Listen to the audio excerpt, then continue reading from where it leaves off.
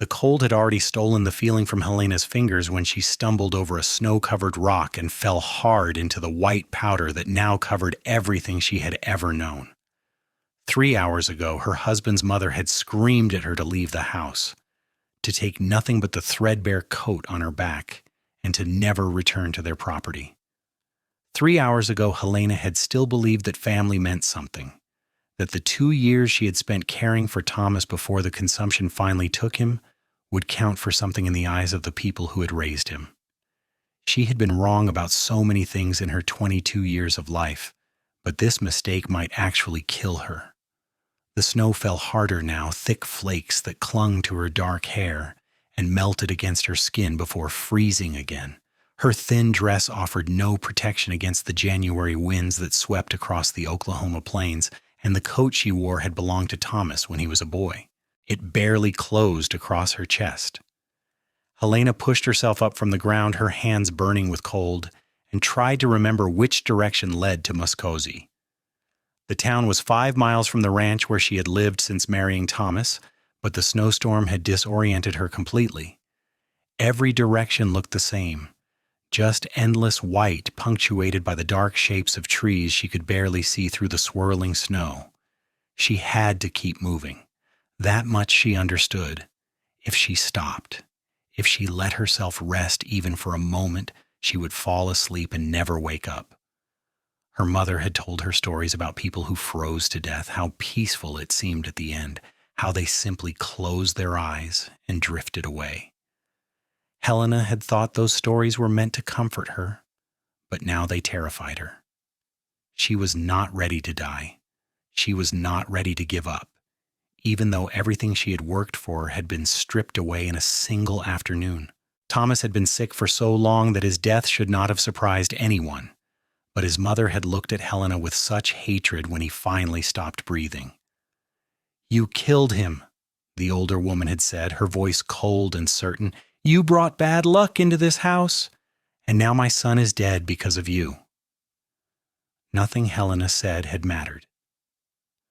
Thomas's father had stood silent in the corner, his face hard as stone, while his mother had gathered up Helena's few possessions and thrown them into the snow.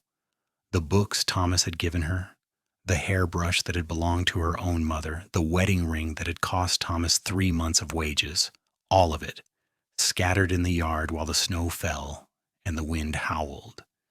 Helena had tried to gather what she could, but Thomas's mother had shoved her away from the house with surprising strength. "If I see you on our land again, I will shoot you myself, eat you." The woman had promised, and Helena had seen the rifle in her hands, had seen the cold determination in her eyes, and had believed her completely. So she had run. She had stumbled through the snow, her thin boots already soaked through, and had tried to reach the road that would take her to town, but the storm had grown worse, and the landmarks she knew had vanished beneath the white blanket that covered everything. The old oak tree that marked the property line, the creek that ran along the eastern fence, the distant hills that rose up beyond the grazing fields, all of it had disappeared. Helena was alone in a world of white and gray, and she was so cold that her thoughts were beginning to slow down, to become confused and disjointed. She thought about Thomas, about how gentle he had been even when the sickness made him irritable and weak. He had apologized to her the day before he died, had taken her hand in his thin fingers and told her that he was sorry for leaving her alone. "My parents will take care of you," he had promised, and Helena had nodded and smiled because she had wanted him to die in peace. She had not wanted him to know that she was afraid of his mother, that she had seen the way the older woman looked at her, as though Helena were something temporary and disposable. The wind pushed her sideways, and Helena stumbled again, her feet barely responding to her commands. She could not feel her toes anymore, could not feel much of anything below her knees. Her hands were wrapped in the folds of her coat, tucked against her body in a useless attempt to keep them warm. She needed to find shelter. She needed to find help. She needed to survive long enough to figure out what came next. The shape emerged from the snow so suddenly that Helena almost walked into it. She stopped, confused and realized she was looking at a horse. The animal was huge and dark, its breath steaming in the cold air, and on its back sat a man bundled in a heavy coat with a hat pulled low over his face. Helena opened her mouth to speak, but no words came out. Her jaw was too stiff with cold, her lips too numb to form the sounds she needed. The man dismounted quickly, his boots crunching in the snow. He was tall, Helena noticed distantly, and when he pulled the scarf away from his face, she saw that he was young, perhaps 25 or 26, with dark eyes that widened in shock when he saw her condition. "Jesus Christ," he said, his voice rough with surprise. "What are you doing out here?" Helena tried to answer, but her teeth were chattering too hard to speak. The man did not wait for a response. He shrugged out of his heavy coat and wrapped it around her shoulders, and the warmth of it made Helena gasp. She had not realized how cold she was until she felt something warm again. "Can you ride?" the man asked, and Helena managed to nod, though she was not at all certain she could do anything except fall over. The man lifted her onto his horse as though she weighed nothing, then swung up behind her, his arms coming around her to take the reins. "Hold on," he said, and Helena felt the horse begin to move beneath them. She lost track of time after that. The world became a blur of snow and movement, and she was only dimly aware of the man's body behind hers, solid and warm, blocking the worst of the wind. She leaned back against him without thinking, her body seeking warmth instinctively, and felt his arm tighten around her waist, holding her steady in the saddle. When they finally stopped, Helena could barely open her eyes. She felt herself being lifted down from the horse, felt strong arms carrying her, and then there was warmth, blessed warmth, and the smell of wood smoke and coffee. She was lowered onto something soft, and someone was pulling off her wet boots, her soaked coat, wrapping blankets around her shaking body. "Is she going to be all right?" a woman's voice asked, concerned and distant. "I think so," the man answered, but it was close. Another hour out there and she would have been dead. Helena wanted to thank him, wanted to explain what had happened, but exhaustion pulled her down into darkness before she could form the words. When she woke, the room was warm and dim, lit by the orange glow of a fireplace. Helena lay still for a moment, trying to remember where she was, and then it all came back to her. The fight with Thomas's mother, the terrible cold, the man on the horse who had found her in the snow. She sat up slowly, her body aching, and realized she was wearing a nightgown that did not belong to her. Her own clothes were hanging near the fire, drying on a wooden rack. "You are awake." The woman's voice came from across the room, and Helena turned to see a middle-aged woman with kind eyes and graying hair sitting in a rocking chair, knitting needles, clicking softly in her hands. "We were worried about you, dear. My son said you were nearly frozen solid when he found you." Helena's throat was dry, but she managed to speak. "Where am I?" "This is the Taylor Ranch, about 3 miles south of Muskogee," the woman said, setting down her knitting and rising to pour a cup of something hot from a pot on the stove. "I am Martha Taylor, and the man who found you is my son Matthew. Here, drink this. It is just broth, but it will help warm you from the inside." Helena took the cup gratefully, her hands still clumsy with cold despite the hours she must have spent by the fire. The broth was rich and salty, and she could feel it spreading warmth through her chest. "Thank you," she whispered. "I do not know how to thank you enough." "You can start by telling me what you were doing wandering around in a blizzard with no proper coat," Martha said gently, settling back into her chair. "Matthew said he has been riding the property line all day, checking on the cattle, and he almost missed you. If he had been 10 feet further west, he never would have seen you at all." The tears came before Helena could stop them, hot and sudden, spilling down her cheeks as everything she had been holding back finally broke free.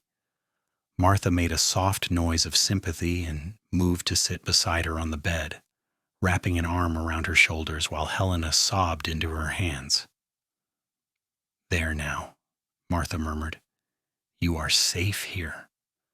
Whatever happened, you are safe now."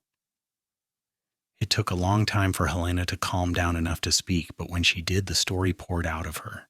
She told Martha about Thomas, about the long months of watching him waste away, about the consumption that had stolen his strength and finally his life. She told her about the funeral that morning, about how few people had come, about the way Thomas's mother had looked at her over the grave. And she told her about what had happened after, about the accusations and the anger and being thrown out into the snow with nothing but the clothes on her back. Martha listened without interrupting, her face growing more troubled as the story continued. When Helena finally fell silent, exhausted and empty, Martha shook her head slowly. "The Simmons family," she said quietly. "I know them. Old Frank Simmons and his wife Ruth. They lost 2 other children before Thomas, both to illness, and I think it broke something in Ruth. She always was a hard woman, but after those babies died, she became bitter. I am sorry she treated you that way, child. No one deserves that, especially not after caring for a sick husband the way you did." "I have nowhere to go," Helena said, her voice barely a whisper. "No family, no money. Thomas's mother took everything, even the ring he gave me when we married." "Well, you're not going anywhere tonight, that is certain," Martha said firmly. "The storm is still raging outside, and even if it were clear, you are in no condition to travel. You will stay here until you are well, and then we will figure out what comes next." "I cannot impose on you like that," Helena protested weakly, but Martha waved her hand dismissively. "Nonsense. This house is too big for just Matthew and me since my husband passed. We have room and we have food. And what kind of Christians would we be if we turned you out after my son went to the trouble of saving your life?" The door opened then, bringing a gust of cold air, and the man Helena remembered from the snow. He was younger than she had realized, his face handsome and weathered by years of outdoor work. He had dark hair that curled slightly at the ends where it touched his collar, and when his eyes met hers, Helena saw warmth and concern in their depths. "You are awake," he said, his voice the same rough tone she remembered. "That is good. I was worried about your feet. Frostbite can be serious." "Matthew, this is Helena Simmons," Martha said. "Helena, this is my son Matthew, who found you today." "Thank you," Helena said, meeting his eyes. "Your mother told me I would have died if you had not come along. I owe you my life." Matthew looked uncomfortable with her gratitude. He pulled off his hat and hung it by the door, then moved to warm his hands by the fire. "I'm just glad I was checking the fences today," he said. "In weather like this, I normally would have stayed close to the barn, but we had cattle that needed looking after." "God works in mysterious ways," Martha said quietly. "You being out there today finding Helena when you did, that was not coincidence." Matthew did not respond to that, but Helena saw the way his jaw tightened, saw something complicated pass across his face. She wondered what he was thinking. This tall cowboy who had pulled her from the snow and brought her to safety. He had saved her life, but he did not know her, had no reason to care whether she lived or died beyond simple human decency. The thought made her feel strange, vulnerable in a way that had nothing to do with her physical condition. Over the next few days, as the storm continued to rage outside and Helena slowly recovered her strength, she began to learn more about the Taylor family. Matthew's father had died 2 years earlier, kicked by a horse that had gone wild during a summer storm. Since then, Matthew had been running the ranch alone, managing the cattle and horses that were their livelihood. It was hard work, Martha explained, too hard for one man, but Matthew refused to hire help. "He says we cannot afford it," Martha told Helena, as they sat together in the kitchen, peeling potatoes for dinner. "But I think it is more than that. I think he is afraid to trust anyone after what happened with his father. The horse that kicked Daniel had been on this ranch for 5 years, gentle as a lamb, and then one day it just went crazy.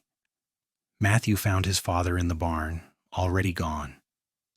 I think it changed something in him, made him wary of depending on anyone else."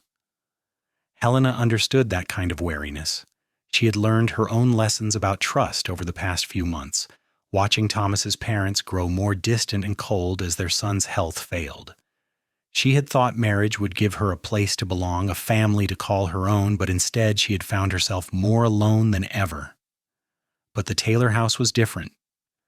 Despite their losses, despite the hardship of running a ranch with too few hands, there was warmth here. Martha hummed while she cooked, and the house always smelled of bread and stew and coffee. Matthew came in from his work cold and tired, but never irritable, always taking time to ask his mother about her day, to make sure the firewood was stacked high enough, to fix whatever small thing had broken while he was out with the cattle. Helena tried to make herself useful. As her strength returned, she began helping Martha with the cooking and cleaning, mending clothes that needed repair, doing whatever she could to repay their kindness. Martha protested at first, insisting that Helena should rest, but Helena could not bear to sit idle while they worked around her. "I need to do something," she explained. "I cannot just take your charity without giving something back." "It is not charity," Martha said gently. "It is Christian kindness, and you do not owe us anything for it." But Helena insisted, and eventually Martha relented, seeming to understand that Helena needed to feel useful, needed to have a purpose while she figured out what to do with the rest of her life. Matthew said little to her during those first days. He was polite, always asking how she was feeling, but he did not linger in the house longer than necessary. Helena told herself it did not matter, that he was simply a busy man with too much work to do, but she found herself watching for him, listening for the sound of his boots on the porch, the low rumble of his voice as he spoke to his mother about the ranch. It was more than a week before the storm finally broke, and the sun emerged, bright and blinding against the snow. Helena stood at the window looking out at the white landscape and felt her heart sink. The storm was over, which meant she could no longer use it as an excuse to stay. She would have to figure out where to go, what to do, how to survive on her own, with no money and no prospects. "It is beautiful, is it not?" Matthew's voice came from behind her, and Helena turned to find him standing in the doorway, watching her with those dark, thoughtful eyes. "Yes," she agreed, though beautiful was not the word she would have chosen. The snow that had nearly killed her seemed more threatening than lovely, despite its pristine appearance.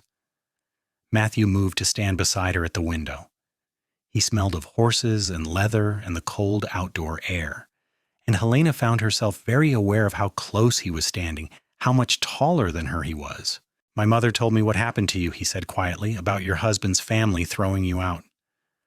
Helena felt her cheeks heat with shame. "I am sorry you had to hear about that. It is not a very dignified story." "There is no shame in what happened to you," Matthew said, his voice firm.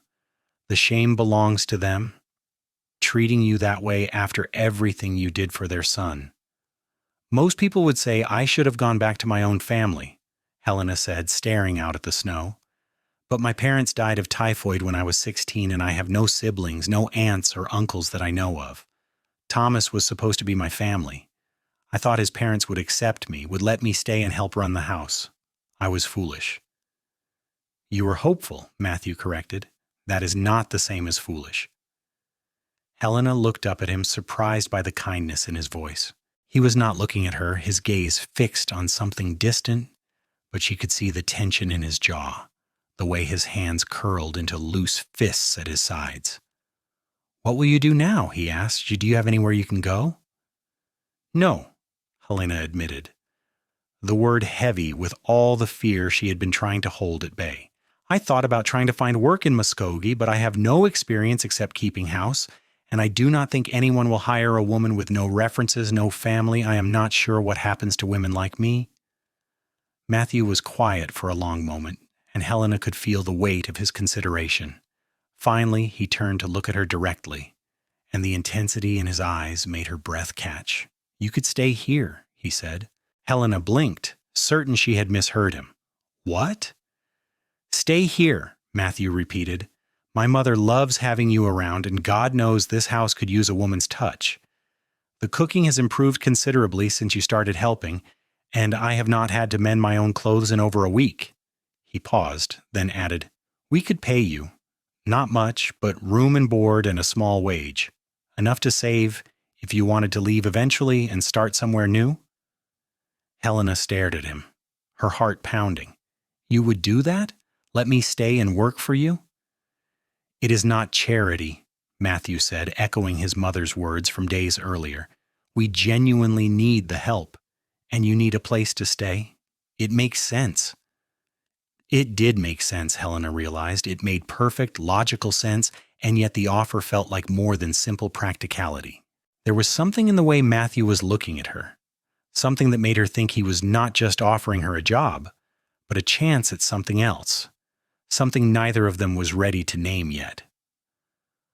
I accept, she said quickly, before he could change his mind, before she could talk herself out of it. Thank you, Mr. Taylor. I will work hard, I promise. You will not regret this. Matthew, he said. You should call me Matthew. We are not formal people here. Matthew? Helena repeated, and the name felt strange and intimate on her tongue. He nodded, seemingly satisfied, and then turned to go back outside. But at the door he paused and looked back at her. For what it is worth, he said, I do not think I will regret it at all. The winter slowly gave way to early spring, and Helena settled into her new life at the Taylor Ranch. She had a small room of her own on the second floor, with a window that looked out over the fields where the cattle grazed. Martha had given her 2 dresses that had belonged to Matthew's sister, who had married and moved to Kansas City years earlier, and Helena altered them to fit her smaller frame. They were simple garments, practical and warm, but they were hers, and that made them precious. She fell into a rhythm with Martha, the 2 of them working together to keep the house running smoothly. Martha taught her how to make bread the way Matthew liked it, with a crispy crust and soft interior, and how to brew coffee strong enough to wake a dead man, which Matthew always drank with his breakfast before heading out to work. Helena learned which of Matthew's shirts had buttons that came loose easily, which of his boots needed new soles, which saddle blanket he preferred for his favorite horse. It was domestic and ordinary, and Helena found herself happier than she had been in years. With Thomas, everything had been overshadowed by his illness, by the knowledge that he was dying, and there was nothing she could do to stop it. She had loved him, but their marriage had been more about nursing than partnership, more about loss than building a life together. Here, with the Taylors, she felt useful in a different way. She felt like she was contributing to something living and growing, rather than fighting a losing battle against death. Matthew remained polite but distant, speaking to her mainly about practical matters. He would tell her which days he would be working far from the house and needed a packed lunch, or when he expected visitors who would need feeding, or if there was a fence that needed mending and he would not be back until after dark. But sometimes, Helena would catch him watching her, his dark eyes thoughtful, and when their hands brushed accidentally while reaching for the same dish at dinner, she felt a jolt of awareness that had nothing to do with simple touch. She told herself not to be foolish. She was a widow, barely recovered from her husband's death, with no right to be thinking about another man, and Matthew had never given her any indication that he saw her as anything more than a hired hand, someone to help his mother and earn her keep. But the awareness was there, humming beneath the surface of every interaction, and Helena could not ignore it completely. Spring arrived in earnest in early March, bringing warmer temperatures and the first green shoots of grass pushing up through the melting snow. The cattle grew restless in their winter pastures, and Matthew spent long days moving them to better grazing land. He hired 2 ranch hands to help with the spring work, young men from town who were strong and willing but inexperienced. Helena often packed lunches for all 3 of them, and Matthew always made sure to thank her, his eyes meeting hers for just a moment longer than necessary. One evening in late March, Matthew came home after dark, exhausted and covered in mud. One of the cows had gotten stuck in a ravine, and it had taken hours to get her out safely. Martha had already gone to bed, but Helena was still awake, mending by the fire. She looked up when Matthew entered, saw the weariness in every line of his body, and set aside her sewing. "There is stew on the stove," she said, "and I can heat water if you want to wash." "I do not want to trouble you, Zior," Matthew said, but Helena could hear the gratitude in his voice. "It is no trouble," she assured him, already moving to the stove to ladle out a bowl of stew. "Sit down before you fall down." Matthew obeyed, sinking into a chair at the kitchen table with a groan. Helena set the stew in front of him, then went to heat water on the stove. While it warmed, she poured him a cup of coffee and sat down across from him, watching as he ate with the single-minded focus of a man who had not stopped moving all day. "Was the cow all right?" she asked. "Eventually," Matthew said between bites. "She was down pretty deep, and we had to rig up ropes to pull her out. I thought we were going to lose her, but she is tougher than she looks." "Like someone else I know," Helena said without thinking, and then felt her cheeks heat when Matthew looked up at her, one eyebrow raised. "Is that a compliment, Mrs. Simmons?" "Helena," she said quietly, "you should call me Helena. We are not formal people here, remember?" Something shifted in Matthew's expression, a softening around his eyes that made Helena's heart beat faster. "Helena," he said, testing the name, "it suits you better than Mrs. Simmons anyway." "Thomas's mother is Mrs. Simmons," Helena said, unable to keep the bitterness out of her voice. "I do not want to be associated with that name anymore." "Then you should take your maiden name back," Matthew suggested. "What was it?" "Sawyer," Helena said. "Helena Sawyer. My father was a blacksmith in Texas before we moved to Oklahoma.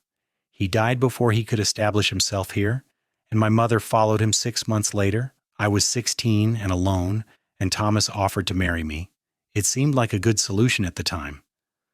"But it was not," Matthew said, more statement than question. "It was not bad," Helena said carefully. "Thomas was kind to me and we were friends, if not exactly in love. But I always felt like I was waiting for something, for our life to really start. And then he got sick, and everything became about managing his illness, and there was no time for anything else. By the time he died, I felt like I had already been a widow for months." "That must have been lonely," Matthew said softly. Helena met his eyes and found understanding there, the kind that came from someone who had also experienced loss. "Yes," she said simply. "It was very lonely." The water on the stove began to steam, and Helena rose to pour it into the wash basin they kept by the back door. She added cold water to cool it to a reasonable temperature, then brought Matthew a clean cloth. He thanked her quietly, and Helena retreated to give him privacy while he washed the day's dirt away. She was banking the fire, preparing to go upstairs to bed when Matthew spoke again. "I am glad you stayed," he said. "When I found you in the snow, I thought you were already dead. You were so still, so cold. And then your eyes opened, and I thought maybe there was a reason I was supposed to find you that day." Helena turned to look at him. He had washed his face and hands, and his hair was damp where he had run wet fingers through it. In the firelight, he looked younger than his years, almost vulnerable. "What kind of reason?" she asked, her voice barely above a whisper. "I do not know yet," Matthew admitted, "but I think we are going to find out." The spring work intensified as April arrived, bringing with it the busiest season on the ranch. Calves were born, fences needed repairing after the harsh winter, and the vegetable garden had to be planted. Helena worked alongside Martha, putting in seeds for tomatoes and beans and squash, her hands in the earth, her face turned toward the sun. It felt good to be building something again, to be working toward a future harvest rather than just trying to survive each day. Matthew was gone more than he was home during those weeks, often sleeping out on the range with the cattle to protect them from wolves and rustlers. When he did come home, he looked worn and tired, but he always had a smile for his mother and a quiet word of greeting for Helena. She began to look forward to those moments, to the way his eyes would seek her out when he entered the house, as though confirming she was still there. One Sunday in early May, Martha insisted that they all take the day off and attend church in Muskogee. Helena had been avoiding town, afraid of running into Thomas's parents, but Martha would not hear her protests. "You cannot hide forever," she said firmly, "and you have nothing to be ashamed of. Hold your head high, and let people see that you are doing just fine without the Simmons family." So Helena put on her best dress, the one Martha had altered from her daughter's belongings, and climbed into the wagon beside Matthew while Martha settled herself in the back. The ride to town took an hour, and Helena spent most of it nervous, her hands clasped tightly in her lap. Matthew seemed to sense her anxiety. "If anyone gives you trouble, they will answer to me," he said quietly, and the protective edge in his voice made Helena feel warm despite the spring breeze. Church was a small white building in the center of town, with a steeple that could be seen from miles away. People were gathering outside when they arrived, dressed in their Sunday best, talking and laughing in the sunshine. Helena kept her eyes down as they approached, but she could feel people staring, could hear the whispers that followed in their wake. "Is that the Simmons woman? I heard she was dead." "No, she is staying with the Taylors now, working for them from what I hear." "Poor thing, to lose her husband and then be thrown out like that. Ruth Simmons should be ashamed." The whispers were not all unkind, Helena realized with surprise. Some people seemed genuinely sympathetic, and several women she barely knew offered her small smiles as she passed. Martha stayed close to her side, a solid presence of support, and Matthew walked slightly behind them, his hand resting casually on Helena's elbow as though he had every right to touch her. They were nearly to the church door when Helena saw them. Frank and Ruth Simmons stood on the steps talking to the minister. Ruth's face went white when she saw Helena, then flushed dark red with anger. "What is she doing here?" Ruth's voice carried across the churchyard, shrill and accusing. "That woman has no right to show her face in this town after what she did." The crowd went silent, everyone turning to watch. Helena felt frozen, unable to move or speak, but Matthew stepped forward, placing himself between her and his in-laws.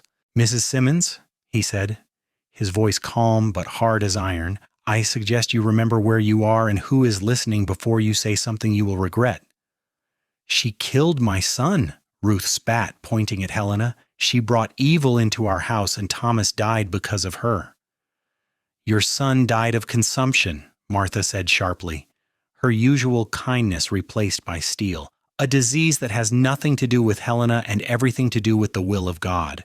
You should be thanking her for the care she gave him, not spreading lies about her in front of the whole town." "I will not have that woman in my church," Ruth insisted, her voice rising hysterically. "She is not welcome here." "It is not your church, Mrs. Simmons," the minister said quietly, stepping forward.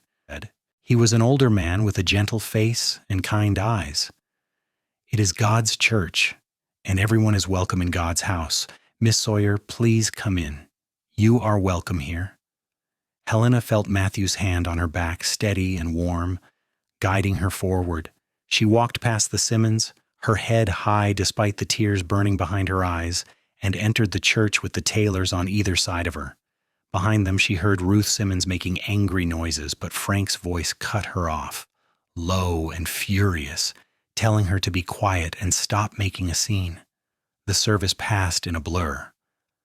Helena sat between Martha and Matthew, her hands trembling in her lap, barely hearing the minister's words.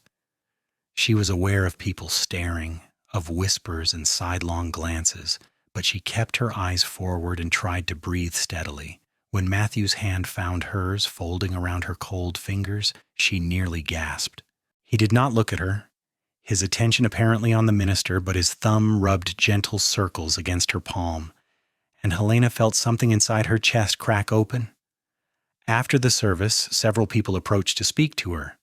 The doctor's wife told her she had heard what happened and thought it was a disgrace how the Simmons family had treated her. The owner of the general store said that Helena was welcome in his establishment anytime, and if she needed credit, he would be happy to extend it.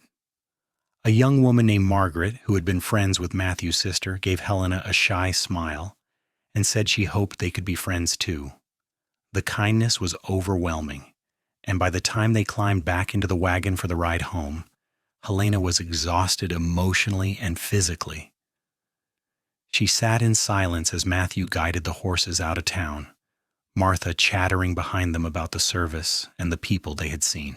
When they were halfway home, Matthew spoke quietly. His voice meant only for Helena. "You were very brave today." "I did not feel brave," Helena admitted. "I felt terrified." "Bravery is not about not being afraid," Matthew said. "It is about doing what needs to be done even when you are afraid. You held your head high and did not let them break you. That takes real courage." Helena looked at him, at the strong lines of his profile, the capable hands holding the reins. "Thank you for standing up for me," she said softly. "You did not have to do that." "Yes, I did," Matthew said, and the certainty in his voice made Helena's heart skip. "No one treats you that way while I am around, not anymore." The words hung between them, heavy with implications that neither was ready to address directly, but Helena felt them settle into her heart, warm and precious, and she knew something had shifted between them. They were no longer just employer and employee, no longer just two people living under the same roof.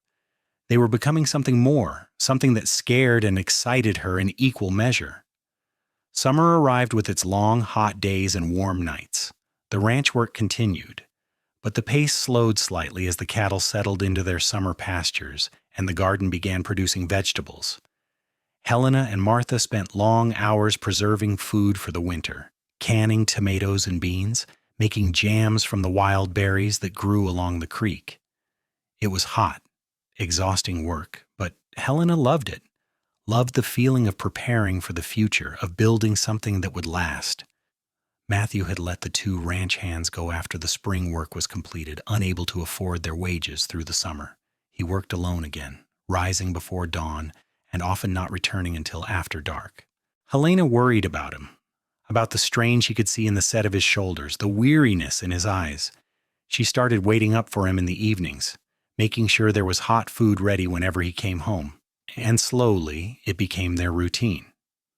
Martha would go to bed, and Helena would sit by the fire with her mending or a book, and Matthew would come in smelling of dust and horses, and they would talk quietly while he ate. Those conversations became the highlight of Helena's days. Matthew told her about the ranch, about his plans to expand the herd, about the mustangs he wanted to catch and train. Helena told him about her childhood in Texas, about her father's blacksmith shop, about the mother who had taught her to read and write and always told her she was capable of more than just being someone's wife. "She would have liked you," Helena said one night in late June. "My mother, I mean. She always said I should find someone who saw me as a partner, not just a helpmate." "Is that what you see me as?" Matthew asked, looking up from his plate. "A partner?" Helena felt her cheeks heat. "I meant hypothetically," she said quickly. "I just meant that she would approve of the way you and your mother treat me, like I am a real person with thoughts and opinions worth hearing." "You are a real person," Matthew said, his eyes intense, "and your thoughts and opinions are definitely worth hearing. I value them, Helena. I value you." The words were simple, but the weight behind them made Helena's breath catch. She looked down at her mending, unable to meet his eyes, her heart pounding so hard she was certain he must be able to hear it. "I value you too," she whispered. And when she finally dared to look up, she found Matthew watching her with an expression that made her feel warm all over. They did not speak of it again that night, but something had been acknowledged between them, a truth that could not be taken back. Helena went to bed with her thoughts in turmoil, torn between the pull she felt toward Matthew and the guilt that whispered she had no right to these feelings so soon after her husband's death. The next morning, Martha pulled her aside while Matthew was out checking the cattle. "I see the way you two look at each other," she said gently, "and before you protest, I want you to know that I approve." "Mrs. Taylor, I do not know what you think you see, but nothing inappropriate has happened," Helena said quickly, her face burning. "I know that," Martha said with a small smile. "My son is too honorable for anything inappropriate, and you are too proper. But that does not mean the feelings are not there, and I want you to know that you do not need to feel guilty about them." "Thomas has only been dead for 6 months, Helena protested. "When people would talk, they would say terrible things." "People will always talk," Martha said firmly. "What matters is what you and Matthew feel, what you want. You were a good wife to Thomas, Helena. You cared for him with devotion and tenderness right until the end. But he is gone now, and you are still here, still young, still deserving of happiness. Do not let guilt or propriety keep you from something real." Helena felt tears prick her eyes. "What if I am not ready? What if I do not know how to be with someone in a real way, not just as a nurse or a housekeeper?" "Then you learn," Martha said simply. "Matthew will be patient. He is a good man, and he cares about you deeply. I can see it in the way he looks at you, the way he always makes sure you have enough to eat, enough rest, enough of everything you need. He is courting you in his own way, even if neither of you has admitted it yet." The word courting sent a thrill through Helena that she tried to suppress. "I do not know what to do," she admitted. "You do not have to do anything right now," Martha assured her. "Just let things unfold naturally. When the time is right, you will both know." July brought with it a heat wave that made working outdoors almost unbearable. Matthew started his days even earlier, trying to get the heaviest work done before the sun was fully up. Helena and Martha did their outdoor chores in the early morning and late evening, spending the hottest part of the day inside where it was marginally cooler. One evening, as the sun was setting and the temperature finally dropping to something bearable, Matthew suggested they all take a walk down to the creek that ran through the property.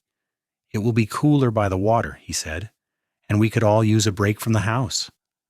Martha declined, claiming her knees were bothering her, but she shooed Helena and Matthew out the door with a knowing smile. Helena fetched her shawl, more for propriety than warmth, and walked beside Matthew through the evening shadows. The creek was beautiful in the fading light, the water reflecting gold and orange from the sunset. They sat on a fallen log near the bank, listening to the gentle rush of water over stones, and for a while neither of them spoke. "This is my favorite place on the ranch," Matthew said eventually. "When I was a boy, I used to come here to think, to be alone. After my father died, I spent a lot of time here, trying to figure out how to keep going." "It must have been hard," Helena said softly, "taking on all that responsibility when you were grieving." "It was," Matthew admitted. "There were days I wanted to give up, to sell the ranch and move to the city where life might be easier. But this place is in my blood. My grandfather started this ranch and my father built it into something real, something lasting. I could not let it go." "You have done well," Helena said. "The ranch is thriving and your mother is proud of you." "Is she the only one who is proud?" Matthew asked, turning to look at her directly. Helena felt her breath catch at the intensity in his eyes. "No," she said quietly. "I am proud of you too. I am in awe of you, if I am being honest. The way you work, the way you take care of everything and everyone, the way you never complain, even though I know you must be exhausted." "It is easier now," Matthew said. "Having you here, I mean. Coming home does not feel like just more work anymore. It feels like something to look forward to." "Matthew," Helena breathed, her heart racing. He reached out slowly, giving her time to pull away, and when she did not, he cupped her cheek gently with his calloused hand. "I know it has not been long since Thomas died," he said, "and I know there are proper waiting periods and rules about these things, but Helena, I need you to know that I care about you, more than I probably should, more than is convenient or proper, and if you need time, I will give you all the time you need, but I wanted you to know how I feel." Helena leaned into his touch, her eyes fluttering closed. "I care about you too," she whispered. "I've been trying not to, trying to tell myself it is too soon, that I have no right to these feelings, but I cannot help it, Matthew. When I am with you, I feel alive in a way I never did before. You make me want to hope again, to believe that I can have a future worth living." Matthew leaned forward and Helena held her breath, thinking he might kiss her. But instead he pressed his forehead against hers, his breath warm against her lips. "I will court you properly," he said, "no matter what anyone says, no matter how long it takes. I want to do this right, Helena. You deserve to be courted and wooed and treated like you are precious. Because you are. To me, you are the most precious thing in the world." Helena felt tears slip down her cheeks, but they were not sad tears.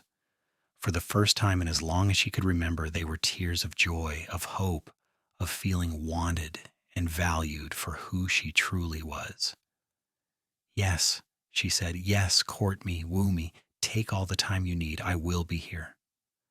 They sat by the creek until the stars came out, talking about everything and nothing, Matthew's arm around her shoulders and Helena's head resting against his chest.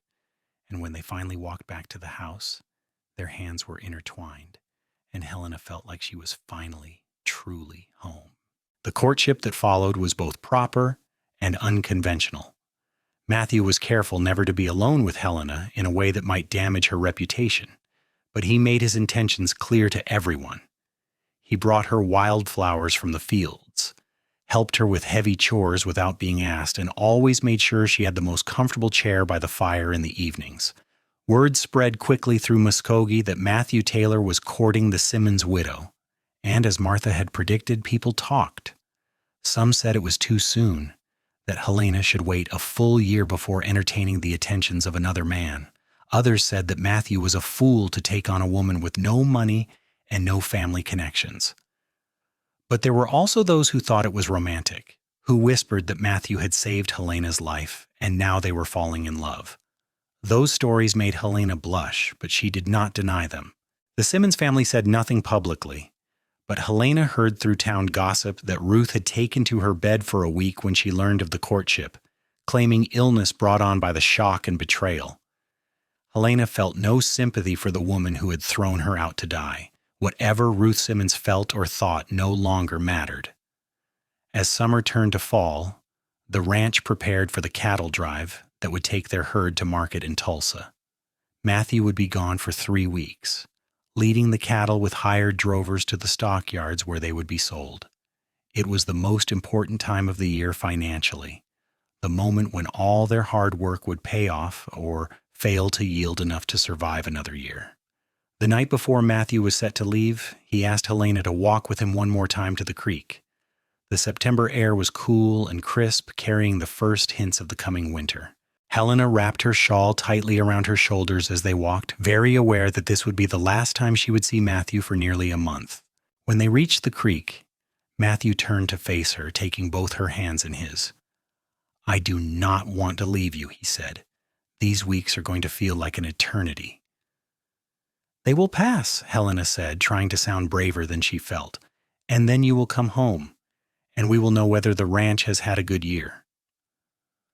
"When I come back," Matthew said, his voice serious and intent, "I am going to ask you something important, and I want you to think about your answer while I'm gone."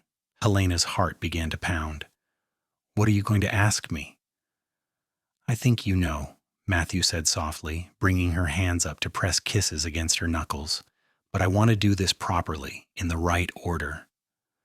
First the cattle drive, then we will see where we stand financially, and then I will ask you. So think about it, Helena.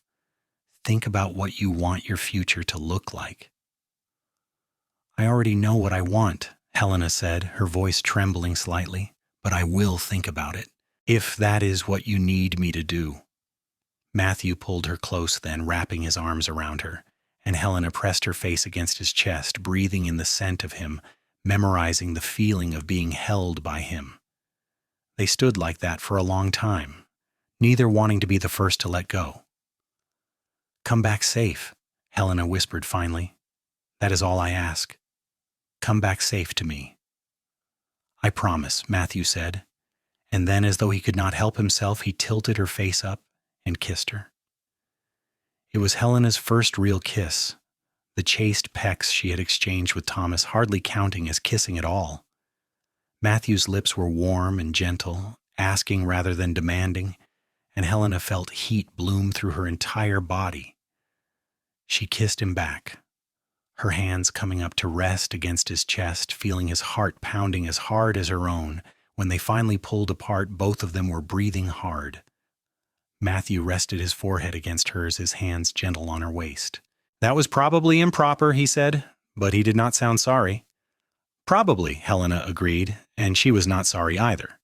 They walked back to the house hand in hand, And the next morning Helena stood with Martha on the porch, watching as Matthew rode away with the herd and the hired drovers. He turned back twice to wave at her, and Helena waved back each time, her hand raised until he was nothing but a distant speck on the horizon. The weeks that followed were the longest of Helena's life.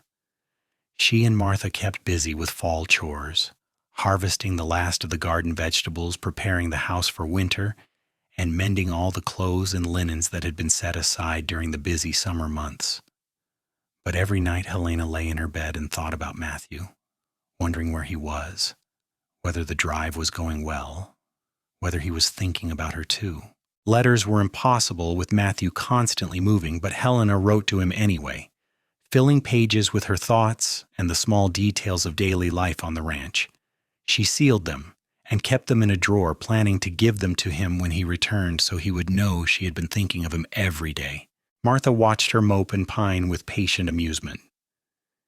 "He will be back before you know it," she assured Helena. "And when he does return, I have a feeling life around here is going to change considerably."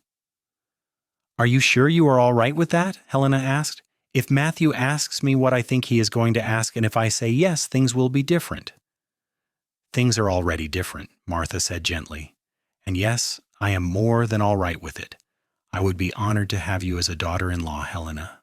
You have been a blessing to this family, and I cannot think of anyone I would rather have for Matthew." The words made Helena cry happy tears, and Martha hugged her close, patting her back the way she might comfort a child. Finally, after 3 weeks that felt like 3 years, a rider came from town with news that the cattle drive had been successful and Matthew was on his way home. Helena and Martha spent the entire day cooking, preparing all of Matthew's favorite foods, and Helena changed her dress 3 times before settling on the blue one that Martha said brought out the color of her eyes.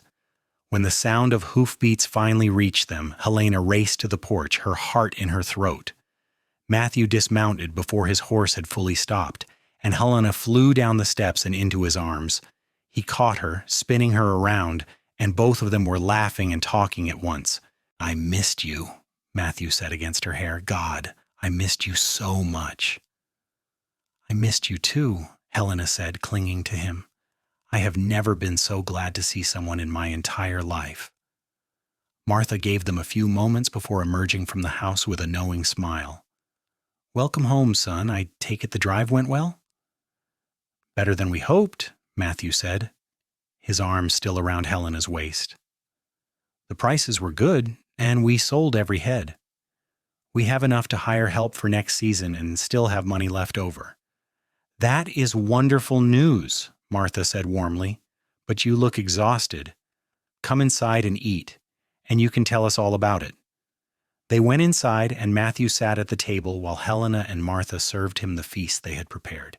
He ate with enthusiasm, praising every dish, and told them about the drive, about the long days and the thunderstorm that had nearly scattered the herd and the river crossing that had gone better than expected.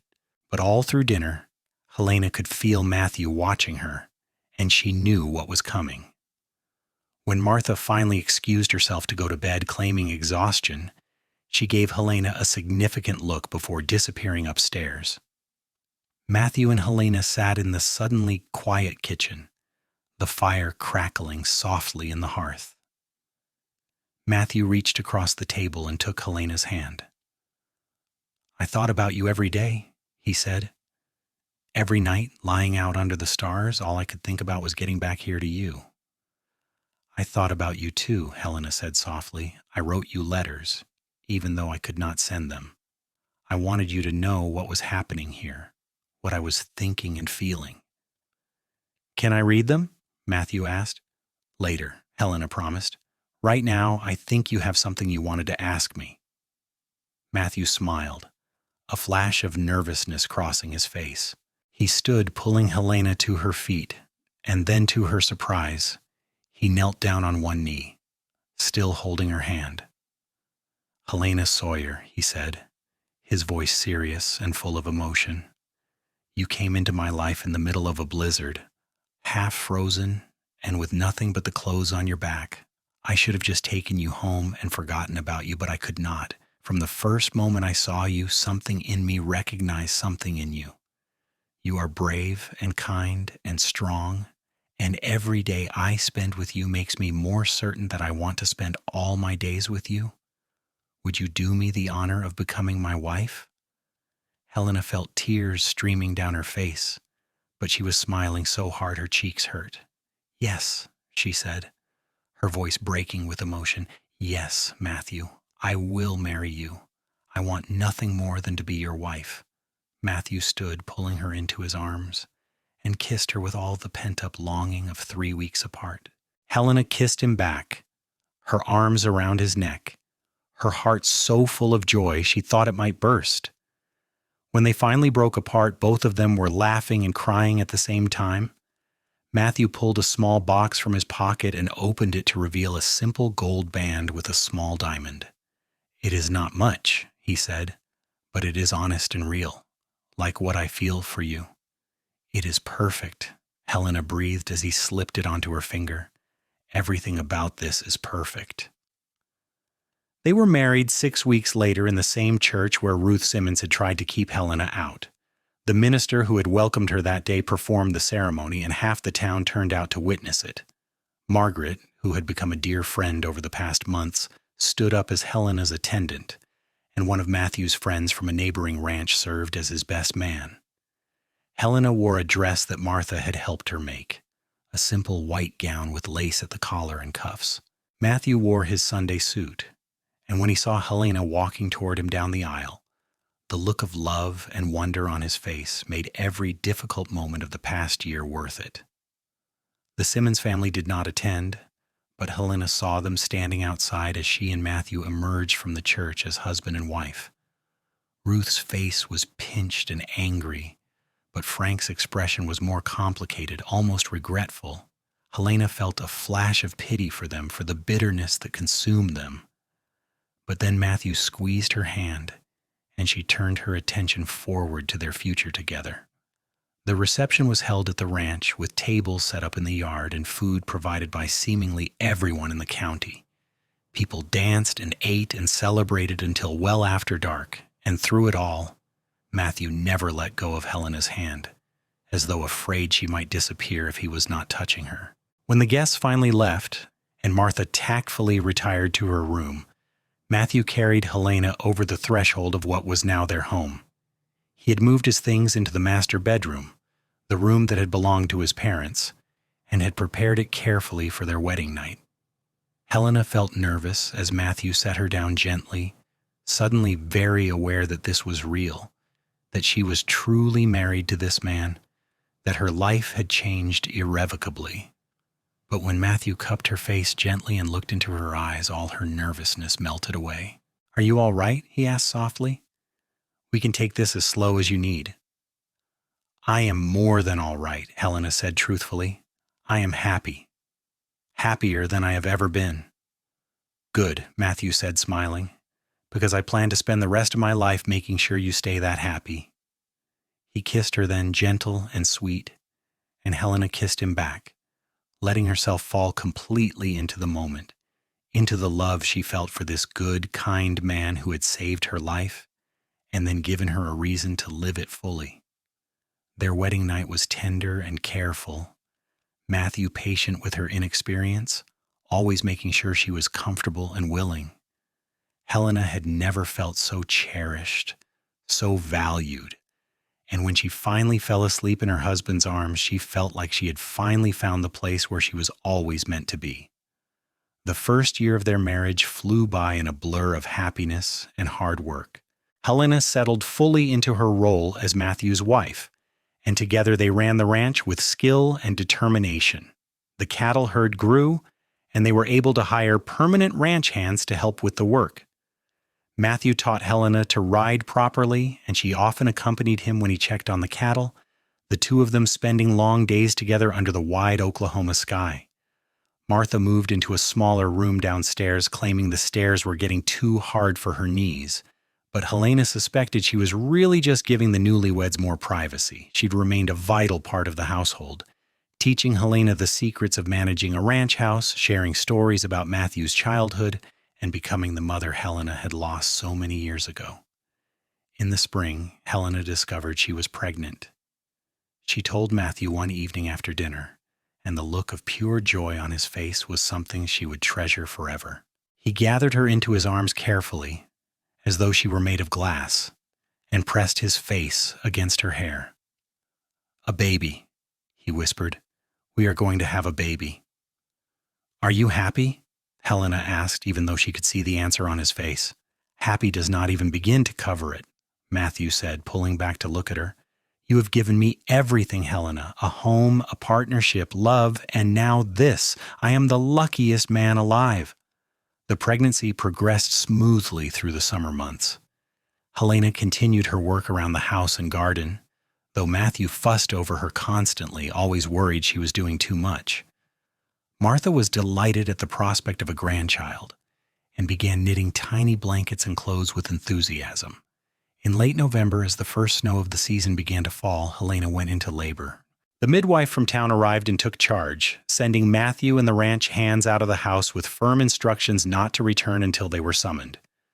Martha stayed with Helena, holding her hand and encouraging her through the long hours of labor.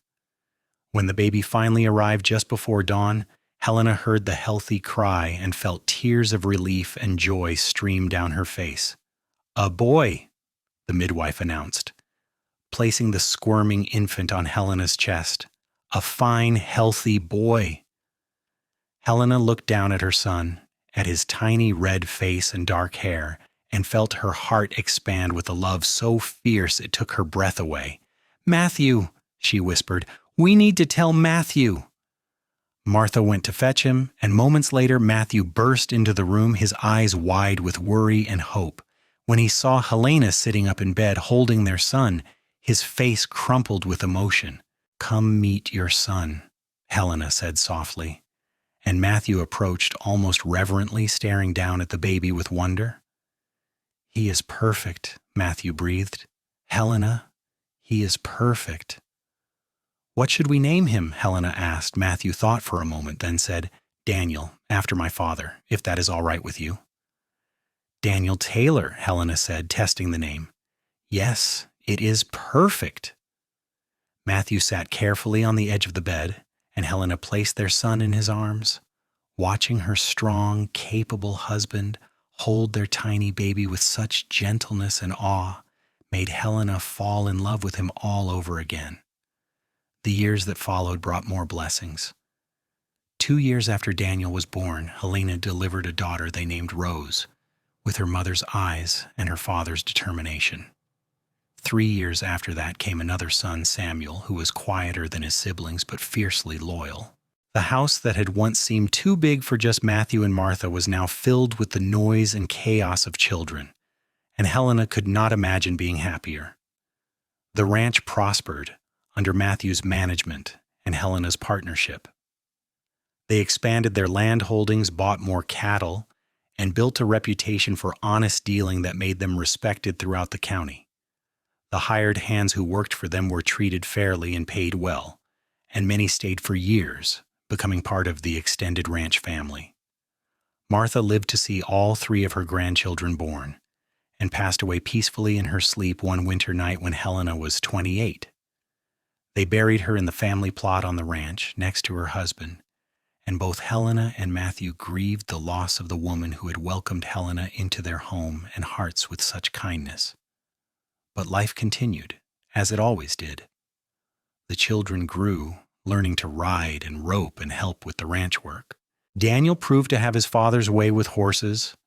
Rose showed a talent for managing the household accounts, and Samuel surprised everyone by developing an interest in reading and learning that eventually led to him attending school in Tulsa. Helena watched her family grow and thrive, and sometimes, on quiet evenings when Matthew was checking the cattle and the children were asleep, she would stand on the porch and look out at the land that had become her home. She would think about that terrible day when she had been thrown out into the snow, certain she was going to die alone and forgotten. She would think about how Matthew had found her, had saved her, had given her not just a place to live but a life worth living. On their 10th wedding anniversary, Matthew surprised her by taking her back to the creek where he had first kissed her.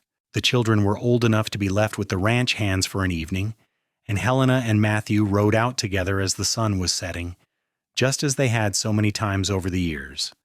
They sat on the same fallen log, now weathered and older, and Matthew took her hand. "Do you remember the first time we came here?" he asked. "How could I forget?" Helena said, smiling at the memory. "That was the night you told me you were going to court me." "I was so nervous," Matthew admitted. "I was afraid you would say it was too soon, that you were not ready, that you would never see me as anything more than the man who employed you." "I saw you as so much more than that even then," Helena said, squeezing his hand. "I was just afraid to admit it, afraid to believe I deserved to be happy again." "We have been happy, have not we?" Matthew asked, and there was something vulnerable in his voice, something that reminded Helena of the young man he had been when they first met. "Happier than I ever dreamed possible," Helena assured him. "You gave me everything, Matthew, a home, a family, a purpose. You saw me when I was lost and broken, and you chose to love me anyway. How could I be anything but happy?" "You are not the only one who was lost and broken," Matthew said quietly.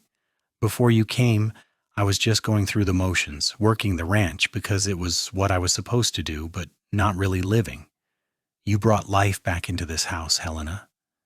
You brought life back into me." Helena leaned against him, her head on his shoulder, and they sat in comfortable silence as the stars began to appear overhead. After all these years, she still felt the same thrill when he touched her, still looked forward to seeing him at the end of every day. Their love had grown deeper and more complex, shaped by shared joys and sorrows, but it had never diminished. "I love you," she said softly. "I will love you until the day I die and beyond." "And I love you," Matthew replied, pressing a kiss to the top of her head. "Thank you for saying yes all those years ago. Thank you for choosing me, for choosing this life." "It was the easiest choice I ever made," Helena said truthfully. They stayed by the creek until the moon rose high in the sky, talking about their children, their plans for the ranch, and all the small, precious details of the life they had built together. When they finally rode back to the house, they could see the warm glow of lamplight in the windows, could hear the faint sounds of their children playing before bed. Helena looked at Matthew, at the home they shared, at the life they had created from the ashes of loss and loneliness, and felt grateful beyond measure. She had been thrown out into the snow to die, but instead she had been found. She had been given a second chance, and she had taken it with both hands, building something beautiful and lasting from the ruins of her first marriage. As they dismounted and walked hand in hand to the house, Helena knew that whatever challenges the future might bring, they would face them together. She had found her home, not in a place, but in a person, and that made all the difference. The children greeted them at the door, all three talking at once about their day, and Matthew scooped up Rose while Daniel tugged on his arm, and Samuel showed him a new book the teacher had lent him. Helena watched her family with a full heart, thinking about how different her life might have been if Matthew had ridden a different path that day in the snow, if he had been 10 feet to the west or 10 minutes later, but he had found her. Against all odds, in the middle of a blizzard, he had found her and saved her and loved her. And she had found him, this good man who worked hard and loved deeply and made her laugh even on the hardest days. Years later, when Helena was old and gray and surrounded by grandchildren, she would tell them the story of how she and their grandfather had met. She would describe the terrible cold, the fear and desperation, and then the moment when Matthew had appeared out of the snow like an answer to a prayer she had not even known to voice. The grandchildren would listen with wide eyes, asking questions, wanting to know every detail. And every time she told the story, Matthew would sit beside her, holding her hand just as he had on that first evening by the creek. And when she finished speaking, he would always add the same thing. "Best day of my life. Finding your grandmother in that snow changed everything for the better." Helena would smile at him then, the same smile she had given him on their wedding day, and squeeze his hand, and they would share a look that spoke of decades of love and partnership and choosing each other over and over again, even when it would have been easier to give up. Their love story was not the kind found in fairy tales, with princes and castles and magic spells. It was better than that, because it was real. It was built on mutual respect and hard work, and the choice to love each other through good times and bad, through harsh winters and hot summers, through the joy of children being born and the sorrow of loved ones dying. It was the kind of love that lasted, that grew deeper with time, that became the foundation on which an entire family was built.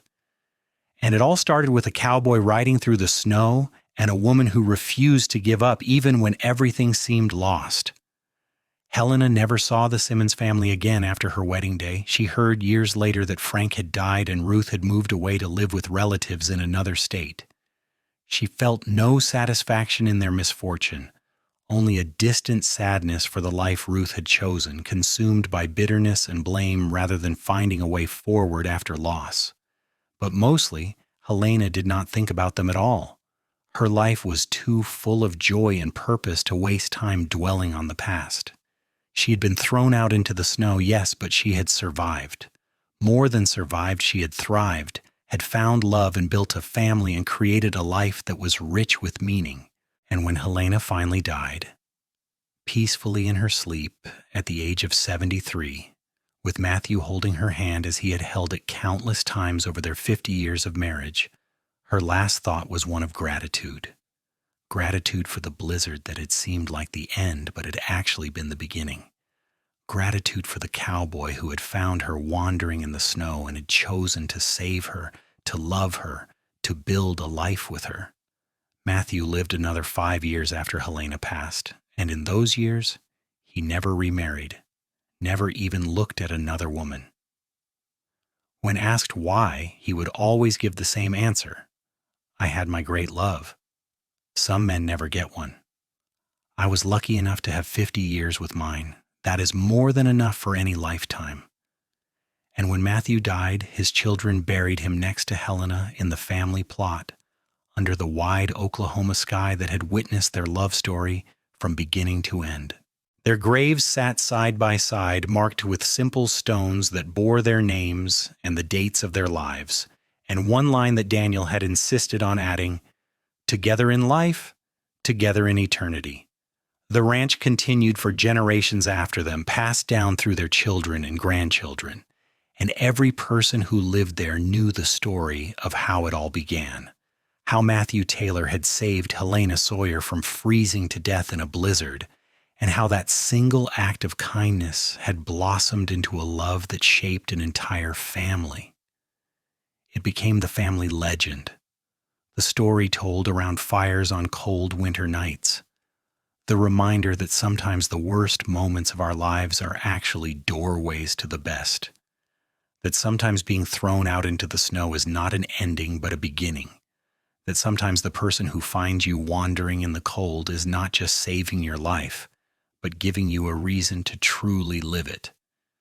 And in the end, that was what mattered most. Not the hardship or the loss, not the cruelty or the struggle, but the love that grew from it, the family that was built on its foundation, and the life that was lived fully and joyfully by two people who chose each other when it would have been so much easier to give up. Helena had been thrown out when her husband died. Matthew had found her wandering in the snow. And from that moment, everything changed. They fell in love, built a life, raised a family, and grew old together, never forgetting how precious it all was, never taking for granted the miracle of having found each other against all odds. That was their story. That was their legacy. And it was more than enough.